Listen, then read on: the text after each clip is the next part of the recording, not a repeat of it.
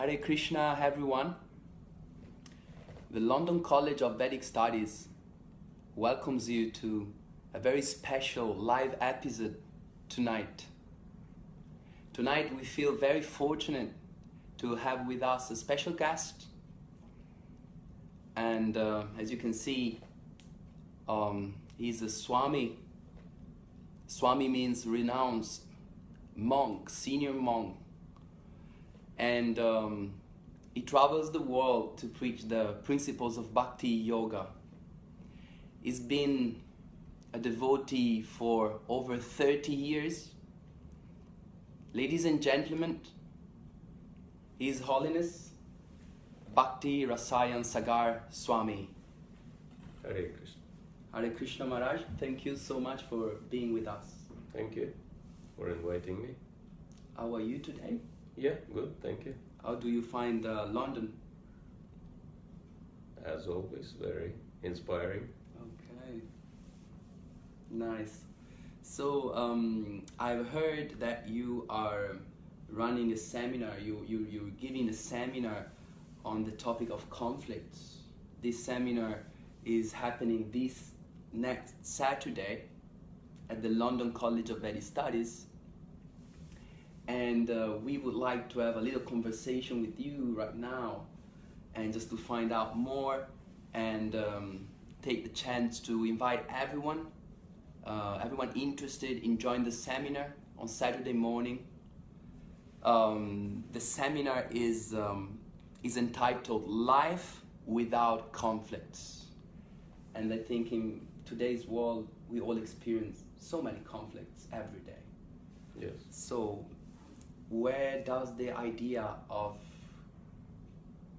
this topic come from? Yeah, it comes from Bhagavad Gita. This is the foundational holy book of India. Right. And it explains the principles of living without any conflicts. Living without any conflict. Yeah. Okay, interesting. I'm a bit puzzled because I know the Bhagavad Gita is about Arjuna, Arjuna fighting a war, and also, if I remember correctly, that war is not just any war, but it's the greatest conflict of Arjuna's life. So how do we understand the Bhagavad Gita is the book of no conflict? Yes, that actually we are living in the world of conflicts, and externally it's not avoidable. We have to face internal and external challenges all the time. One example is given that within our bodies there are more than 2 types of different bacteria, and 2,000 types of different bacteria, and many of them, they can kill us. Nevertheless, we are doing quite okay because we have a very strong immunity system. So this is the idea that if we have a very strong consciousness and we have spiritual immunity system, even though we're living in the life of which is full of conflicts, we will not be affected by them. Okay, all right. Is this a negative picture of life? You're saying that life is full of conflict. Is this an inevitably negative picture of our existence? Is it? No, spiritual life means we are meant to be happy, but if we really want to be happy without any unpleasant surprises, we need to hope for the best, but plan for the worst case scenario. Okay. That's a very effective formula. Right. Hope for the best and to expect the worst. Yes. Okay. So, so you're saying that there is a formula to accept that this life is inevitably troublesome and full of conflicts, but at the same time there is a way, a formula, exactly a formula that allows us to go through this in a happy, joyful way. Yes, of course. And Arjuna in Bhagavad Gita is the best example of that, because for an ordinary man, fighting and war is very miserable situation, but for one who is a fighter, it is very happy engagement. This is what they live for. And so if we accept the reality as it is, we'll not be bothered by it. So this is what Bhagavad Gita is teaching us. Okay. Okay, so this is about acceptance, but also awareness of what the reality of this world is. Yes. So okay, this is interesting. This is interesting. I guess many of you who are following us right now are out there and they are experiencing conflicts in their daily lives. And so we hear now that reading Bhagavad Gita, even though it's a text very ancient, from 5,000 years ago, can still bring wisdom, and we can apply that wisdom into our daily life. Yes. Is that what the seminar is about? Solving conflict through the knowledge of Bhagavad Gita? Yes, I'm using the principles of Bhagavad Gita, but I'm also using professional resolving tools to help people to be better equipped for any kind of reverses in their lives. Okay. What do you mean by professional tools? Well, because besides being a monk, I'm also a trained mediator with more than a decade of practices, and I've helped many dozens of people and resolved conflicts on many different levels, starting from very basic ones between, family members like husband and wife, children, parents, and going up to like very serious intra-group conflicts involving court cases and death threats and many years of history of escalation of the conflicts. And so yes, that I have experience in different fields in resolving. I know how it works practically. Okay. So this is quite interesting, because I guess some of us we might think that a monk, what does a monk know about conflict resolution, solving conflicts? But here we have a monk, a senior monk, a renounced senior practitioner of Bhakti Yoga, who is not just a monk as that idea of monk that we might have of a person secluded in a monastery, in a forest, or in a cave in the Himalayas. We have a monk who is actually engaging in society, there for the people, acting as a mediator. So I guess a spiritual life, as you are describing it, has also to do with helping others, and also is something that we put into practice in society. Is that correct? Yeah, of course. Otherwise, like, I have no conflicts in my life, so I'll be bored to death if I wouldn't be able to help others. I need to do something to entertain myself. All right. Okay. So that's I guess you are very, very elevated, very, very enlightened. By studying for so many years, you've reached a point where you really want to share your wisdom and you really want to help others. Is that an effect of spiritual practice after so many years?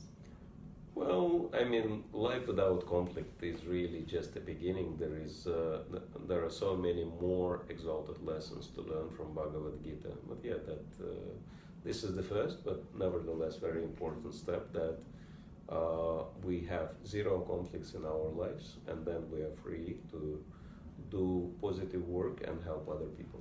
Wow. Okay, guys, so as you heard, we have the opportunity to hear now and more on Saturday morning in the seminar, live without conflict, from a person who's reached a state of spiritual happiness and self-awareness where there is no conflict.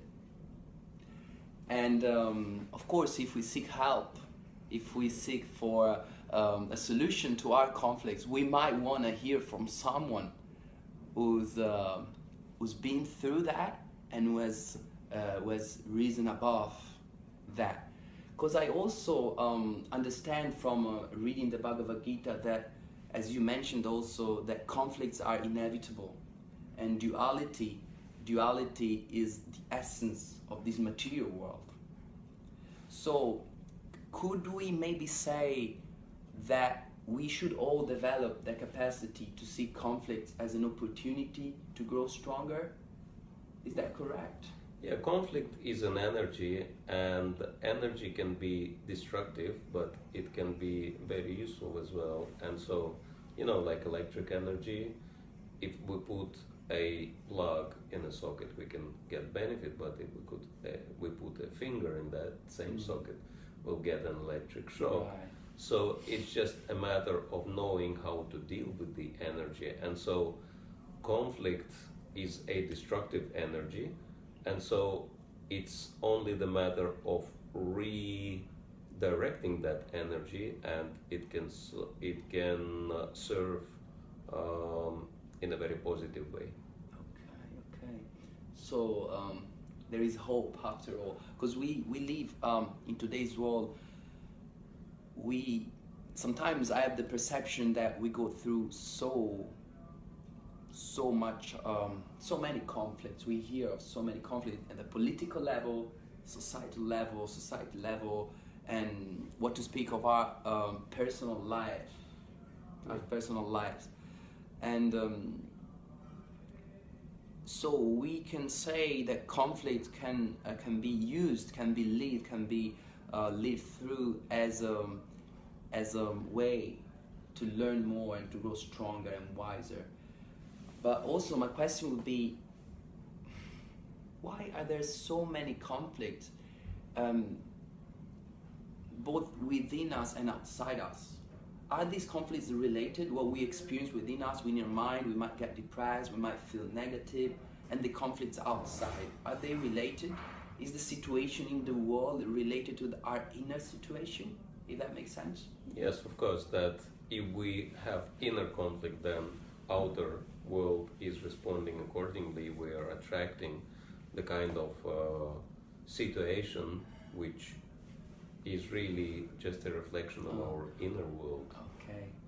If I feel negative about someone, then this negative feeling might be reflected in my words and actions, and it should not be a surprise that people respond towards me in a very negative way. So yes, we carry our world with us. We carry our world with us. This is quite of a profound statement. Yeah, We carry our world. everyone is living in a completely different reality. You can see even in the wealthiest country like UK, there are so many people who are, living very miserable lives. And in the worst kind of countries, torn by wars or whatever, you have tons of people who live, very nicely. Wow.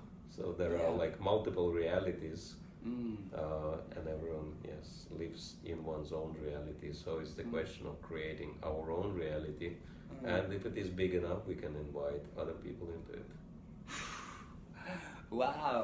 Wow, this is amazing. Okay.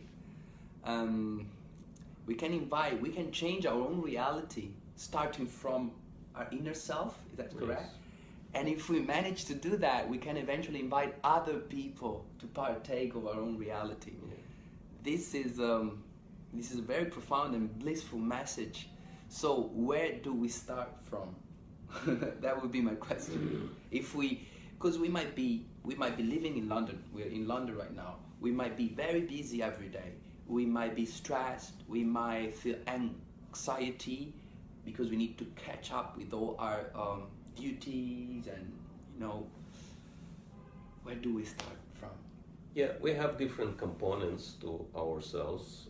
Many people know that we have our gross body, but then we have our minds and intelligence and identity. And so we need to realign ourselves properly, that starting with our physical body and the ancient science of yoga can actually help us to do certain practices which can help us to be calm under any pressure.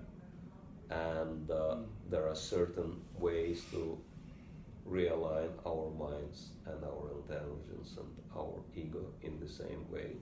And so if we are properly equipped, then we would not be stressed or depressed in any circumstances.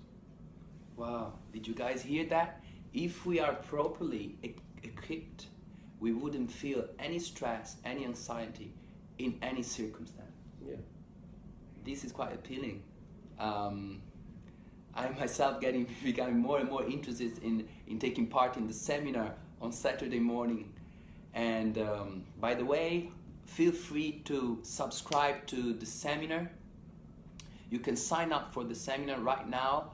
You find the link in the comment section below. And we're all waiting for you.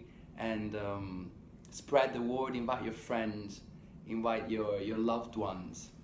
Bhakti Rasayana Sagar Maharaj, Swami Maharaj will be leading the seminar. And I would have a few more questions for you, Maharaj, if that's okay. Yeah. I wanted to know a little more about this seminar. Is this going to be just theory, or maybe you're also going to relate to your practical experience on the field, and also you're gonna teach us a few very useful tips and tricks that we can apply into our daily life? Yeah, of course, we'll be sharing certain practical tools with the practitioner, with the participants of the seminar, which they can apply in a quite easy way. And it's our money back guarantee that it will have very tremendous impact on their lives. Tremendous impact on our lives.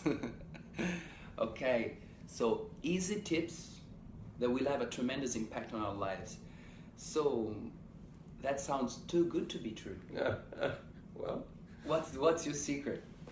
I mean, I have plenty of experience, and I take it as part of my personal mission to make difficult things easy for people, because this is the world we are living in, and many people don't have time or strength to do difficult things, so I'm trying to make it as easy as possible. Wow. Okay, so I guess many people who follow you or who are taking the nectar of your teachings might feel very grateful to you. Is that correct? I've managed to change a few people's lives, and I'm quite happy about it. Okay. So guys, I think we heard from Swami tonight, and this is very inspiring, and the seminar is very promising. Please feel free all to sign up straight away and take this great opportunity. And one last question, maybe for you, Maharaj. If you could give, I know many people I met in the streets, many people I know they are struggling, but they might not be aware. So I'm sure that I would like to invite many people to your seminar on Saturday, but I'm sure that even if I do that, they wouldn't accept it. They wouldn't accept the invitation. They wouldn't, because they're not aware that they're going through a conflict. How do we deal with such people? Well, I mean, you can only help those who are interested to be helped, and for many people, conflicts and grudges and resentments and depressions and stress is very obvious, and I'll be surprised if people who are experiencing that would not be interested to have practical tools how to deal with it. Okay. So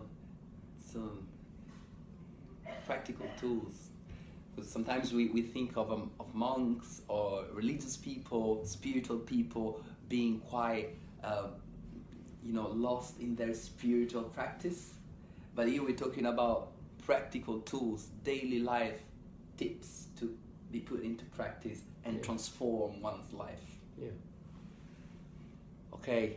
I really want to thank you, Maharaj, for your time. Thank you. And we feel very grateful. We look forward to Saturday morning for the seminar. And everyone is invited. Please feel free to sign up and come meet us, meet the renounced monk Bhakti Rasayana Sagar Swami, and let's all transform our lives. Hare Krishna. See you later, guys.